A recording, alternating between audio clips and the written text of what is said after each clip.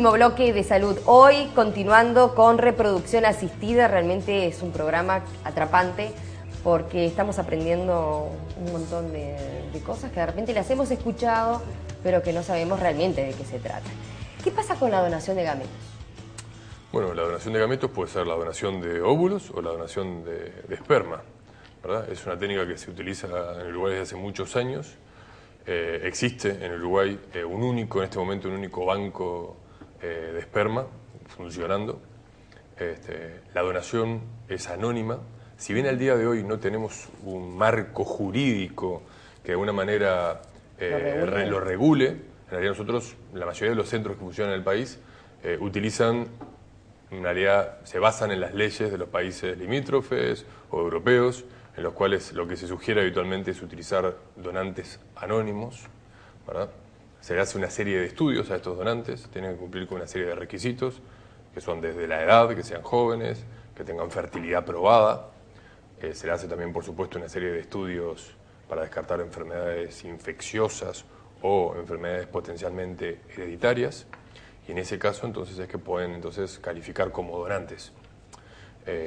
Los pacientes que van a recibir estos gametos donados, en realidad, la única información que habitualmente tienen de los donantes es la edad y el grupo sanguíneo, que habitualmente se sugiere que sea compatible, si no es al menos el mismo grupo sanguíneo, ¿verdad? Y en realidad el tratamiento es igual a una fecundación in vitro, pero con óvulos donados. En el caso estoy hablando de la ovodonación, ¿verdad? De la donación con óvulos. Debemos necesariamente hacer una fecundación in vitro, lógicamente, para poder entonces formar embriones, en este caso con el óvulo de la donante y el esperma de la pareja que va a recibir esos embriones. Con lo cual no tiene ninguna diferencia con una fecundación in vitro tradicional. Lo único es que en ese caso se estimuló a una donante y se le hizo la punción a esa donante. Y finalmente la paciente lo único que se someterá será a la transferencia de los embriones. ¿Son tratamientos caros?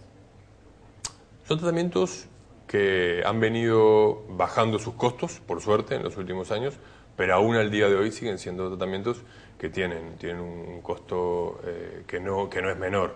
Depende, lógicamente, de lo sofisticado del tratamiento. Claro, de repente un tratamiento simple, muy sencillo, de repente está más complicado. Porque los costos del laboratorio son importantes, los costos, los medios de cultivo, la tecnología que debemos contar en el laboratorio, lógicamente son una parte importantísima de los costos del tratamiento, principalmente de la fecundación in vitro. Tratamientos de baja complejidad son mucho más económicos. ¿Qué pasa con nuestro país? Porque hay otros países, y muy cerca, ¿no?, que en sí los cubren el mismo Estado, ¿no? ¿Qué pasa acá? Al día de hoy ¿Se prevé? hay un proyecto de ley que ya tiene media sanción, en la cual justamente menciona que los tratamientos reproductivos deben de formar parte de las prestaciones médicas obligatorias. En ese caso, entonces, todas las instituciones médicas mutuales deberían entonces poder justamente contar con estos tratamientos dentro de los planes y hacerlos lógicamente mucho más económicos para las parejas.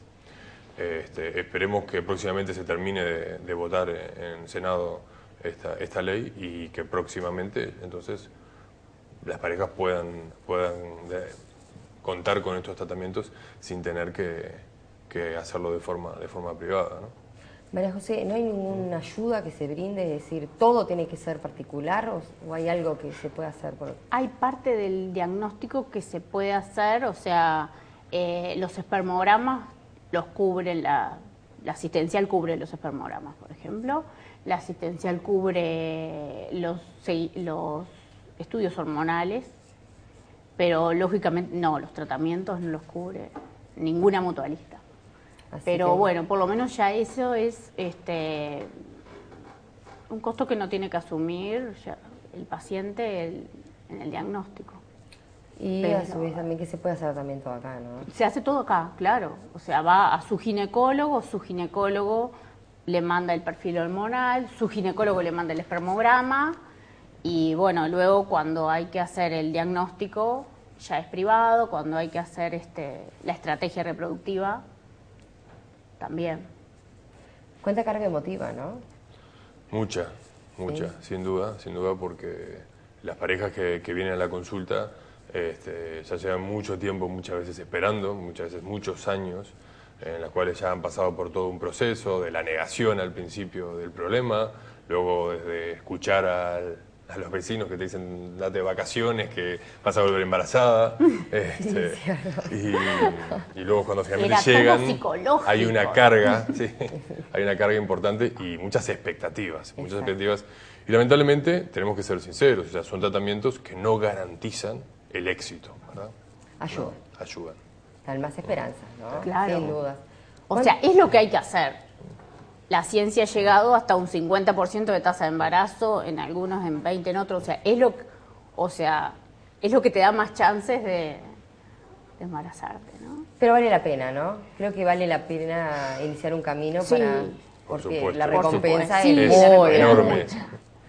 Y como profesionales también, porque después ves las madres que te agradecen y Me que imagino. de repente para uno que está dentro del tema fue derivarlo al profesional que le estudió y le resolvió, pero para ellos es 4 años de búsqueda y toda una...